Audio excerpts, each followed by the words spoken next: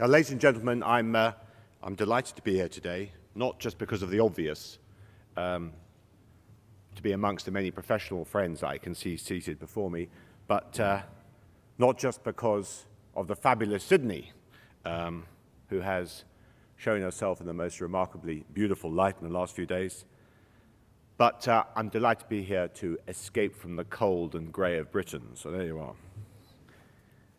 Of course, the cold and the grey of Britain just slightly changes the texture of a cricket or rugby ball to our advantage. It's an issue of moisture content, you see, but speak to me about that later. Now, I'm really pleased to be here because it allows me to join in a great celebration alongside so many others to wish our historical maritime partner a very happy 100th anniversary for the Australian Navy's arrival in Sydney. And I say a historical partner for another reason, which some people may have forgotten, because although, of course, that Independent Act 100 years ago was very well and quite properly celebrated, it's that the Royal Australian Navy sailed the world under the white ensign until as late as 1967, under one flag. We're still proud of that. That's part of our connection. More than that still, I'm delighted because this is the opportunity, and this is the conference, amongst other events of the week, that provides for all of the navies to come together, to share perspectives, and to do good business. In fact, this conference, Pacific 2013, International Fleet Review, and all of the bilateral engagements that have been going on in the margin, some of which you'll have no visibility of, are living, breathing examples of defense engagement in action. And that's my subject for now, for today, because I've been invited to give you my personal take on the UK's defence engagement, though I'm sure many of the themes that I will cover will really directly resonate with you. What I have to say, I think, has an enduring flavour. Now, from my perspective, it's really timely and helpful that I've been asked to talk about UK defence engagement and the Navy's approach to it.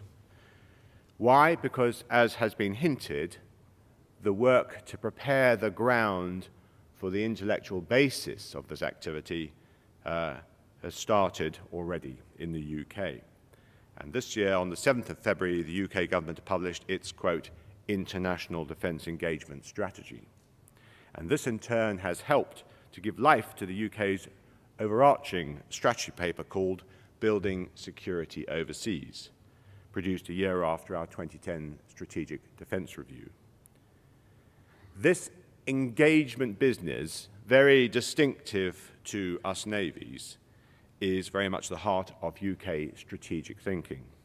Of course, this is governmental business. It's the reflection of the living, breathing character, the strategic ambition of a government.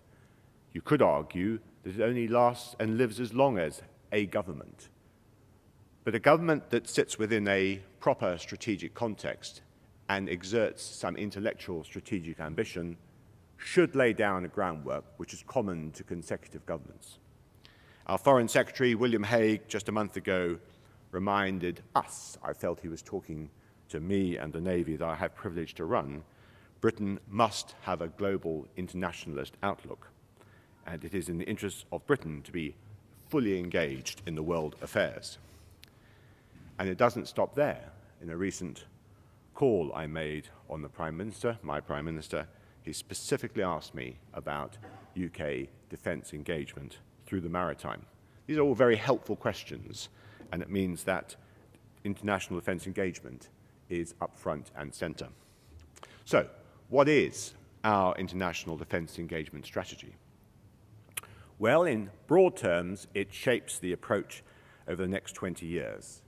It's about using defence assets more specifically and more strategically to do better for UK influence, security, and prosperity, all happening in an area of significant uncertainty and change, all happening in a period where contingency is relevant. That's the strategic context, that's the UK defence position, but for the Royal Navy, what does it mean in practice? The first point I would make is this. There's no great whiff of revolution in the air here, at least not from a naval perspective. Defence engagements was already one of the 3 core roles performed by the Royal Navy, if you have the time to read about it, to protect and promote the nation's interests along with maritime security and warfighting. In fact, defence engagement has been a long-standing and customary task for the Royal Navy. It's part of our story, it's part of our history, it's part of our reputation. Actually, it's part of our being. So the name may have changed, but the substance remains essentially the same. Yet, something is new. What is that? Because there's now, under the new construct, a better integrated approach. An integrated approach across defence. And defence is part of an integrated approach across the UK government. It's getting joined up. That is why the strategy was jointly published by both our Foreign Secretary and our Defence Secretary. That is why its governance board has representatives from all the relevant UK government departments. And that is why our National Security Council feeds into it through its connections. So what is new is that we now have a fully fledged partnership in the delivery of defence engagement. And that partnership is good because it breeds understanding, because it generates focus, and because it delivers coordination. And that makes political and professional sense. In simple terms, as the strategy itself says, defence engagement covers all of our activity short of combat operations. A pretty wide spectrum. And today I wanted to give you a sense by touching on 4 ways in which we deliver that engagement, the spectrum. First, it's about high-level international engagement. It's about building the maritime component in international partnerships and alliances. These may be multilateral. Take the 27-nation coalition that operates in the Indian Ocean as part of the Coalition Maritime Force, or the Royal Navy's involvement in the 5-power defence arrangement, to name but 2. And HMS Daring, here for the quiet, understated International Fleet Review, will be exercising with other FPDA units during her current deployment in the region. These partnerships may also be bilateral. Take, for example, the UK-Australian Defence Cooperation Treaty, signed in Perth on the 18th of January. And in the last 2 years, we, the UK, have also signed defence cooperation and defence technical arrangements with other countries in this region, Japan, India, Indonesia, and Vietnam. And you will all have your own multilateral relationships, like the Association of Southeast Asian Nations, and bilateral partnerships, like the Indian and Australian Strategic Cooperation Accord, signed in Perth earlier this year. That's the high-level international engagement piece, and I think we can take that as a core element of the 4 parts. Second, it's about the smartest possible use of our ships for engagement effects at sea and ashore.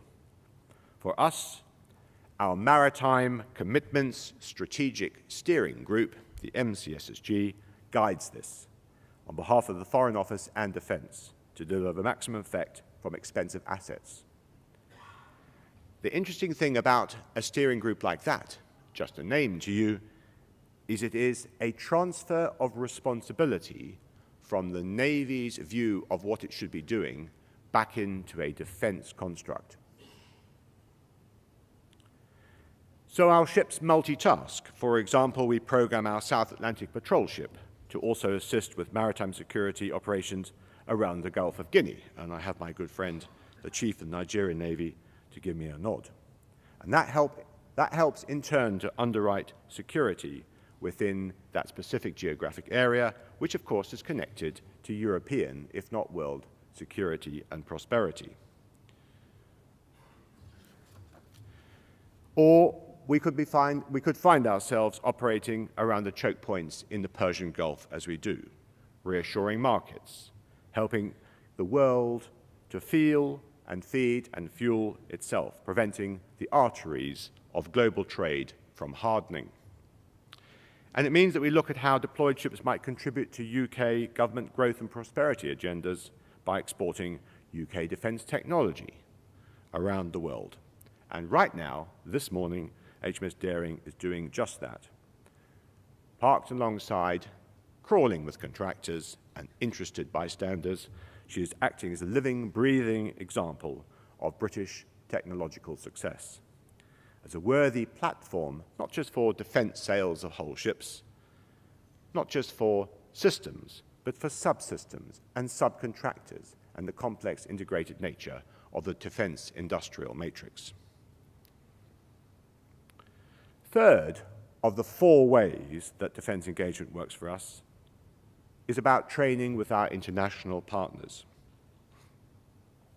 Let's start simple.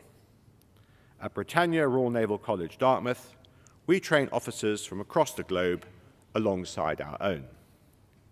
And this has enduring benefits. Believe it or not, ladies and gentlemen, as of today, 20 Chiefs of Navy around the world have been trained at Dartmouth, all soaked in a common ethos which now permeates relationships at the highest level. And just down the road from Dartmouth, Flag Officer Sea Training welcomes navies from around the world into Plymouth. We've all enjoyed their welcome. Last year, 19 different navies trained at FOST, reinforcing FOST as a global brand. And by training other nations, we help to train ourselves and maintain the standards that you expect of us. I could give you many more examples, but my point is this. This training together helps to build our cooperation, our interoperability, our brotherhood of the sea. And I regard that as the key enabler when we come to operate together. When a crisis hits, we have a common understanding of partners and structures. We don't waste valuable time getting to know each other. Fourth and last, it's about routine and regular staff-level engagement. We have a formal program of bilateral staff talks with the navies of 26 different nations from every continent on the planet, building shared understanding, building mutual trust, building common agendas. I could actually add a fifth if I was feeling mischievous, and I am. A fifth form of defence engagement could be something rather obscure. Let's call it the build and see approach, a sort of, as Professor Holmes would say, a dry fleet review. In June next year, we will launch the Queen Elizabeth, 65,000 tons of British strategic intent. And we have the Type 45 parked in Sydney. The Global Combat Ship is coming. The new SSN, the Astute class, has achieved significant professional acclaim whilst rubbing shoulders with our American friends, which is important because that's a pretty important comparator to us. Every aircraft in the Royal Navy's fleet air arm is being replaced. The F-35B is coming our way. All of that equipment is coming as a statement of build, investment, defence industrial ambition, part of the strategic intent of the nation, not the product of some no-hope Northwest European country in decline, I would suggest. But it is a form of indirect defence engagement because it's a statement of intent and it actually has a defence industrial relationship which percolates individual relationships. So the product of those 4 or maybe 5 elements produces our contribution defence engagement. And beyond all of that, the Royal Navy supports UK activity across the full arc of security, prosperity, and diplomatic business. And that's what we and most navies do. But defence engagement, as I said earlier, is clear from the name, is an activity that applies to all three of our armed forces. And as part of the integrated approach in the UK's national strategy, we can join together as a defence effort to do just that. The delivery of training in Libya, for example, is a good current issue.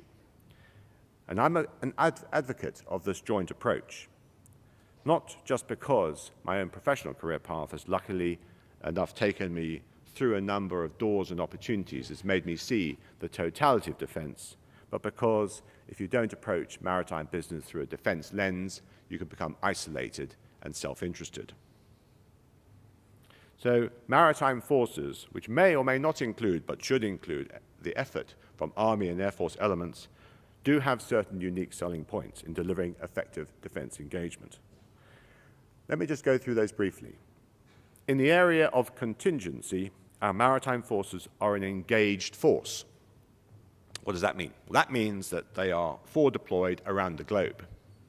It is a matter of considerable interest to me that I could not conduct a fleet defence review, as we have seen. I simply would not be able to muster the ships in one location without completely unpacking the entire strategic investment of the Royal Navy around the world. I mean, I could do it, but I'd have to stop everything else. And our ships are forward deployed. We have 14 units in the Gulf at the moment. This forward deployed, this engaged force, is something of a return to the old ways. Last year, there were ship visits. It's a dangerous word, visit, but there were engagements with 90 different countries. And in terms of defense engagement, real advantage flows from this. Why? Because properly led and used, it means that our maritime forces have great situational awareness, great partnership development. This comes through, of course, through a more persistent presence, through information gathering and sharing, through building a rapport at a personal level, through relationships. So we become more culturally aware, less of a shallow interpreter of matters, less of a fly-by-night Navy, going back again and again. As one of the commentators once said, First Sea Lord, you may have been in the Gulf for 30 years, or are you sure you haven't been there once 30 times? And with a range of movement of 400 miles a day, our maritime forces, of course, deliver a large regional footprint of influence, but without having to commit to a footprint ashore. And the forces also provide value for money. And that's an important part of the persuasive language I use within the UK for our interpretation of defence engagement. Because forces from the maritime that are already in area and can flex between roles show great value for money. Take, for example, the UK's 2013 deployment of our task group called Cougar. This year, it's a long way from the UK, east of the Suez and into the Gulf. But it's not a long way from the UK's strategic interests. It's in area. It's taking its opportunity to engage with 20 different countries over the course of 13 different exercises and 24 planned port visits. It's elastic, so we can flex from one core role to another, from defence engagement, perhaps as far as contingent warfighting, if required. As the UK task group found itself in 2011, it's precisely what can happen. One moment you're conducting defence engagement, next moment you find yourself in action off the coast of Libya. And our maritime forces also provide value for money because they come with a light touch, with the potential to operate independently, not dependent on host nations, access, or overflight. Please may we use your runway. Please may we use your airspace. Please may we use your harbour. Not necessarily with the maritime. So our maritime forces, as an engaged force, provide the UK with what I would call sea choice. Options in the delivery of defence engagement or in other core roles at low marginal cost. In this room, very many of you will recognise that these unique selling points apply to your own navies. Many are universal truths for all navies. The question is, how efficient can you make it? So, in closing, what thoughts would I like to leave you with? It's this. Defense engagement is nothing new to us or you. But what is different is the emphasis on an integrated approach, a joined-up approach, a partnering approach, one where we push really hard through strategic analysis for value for money. And that's why, at the bottom line, we value our relationships with so many of you in this room, whether they're relationships in this region or elsewhere in the world. And that is why, as many of you know, we want to strengthen our partnerships with you. And that is why, as I said at the beginning, I'm very lucky to be here. Thank you very much.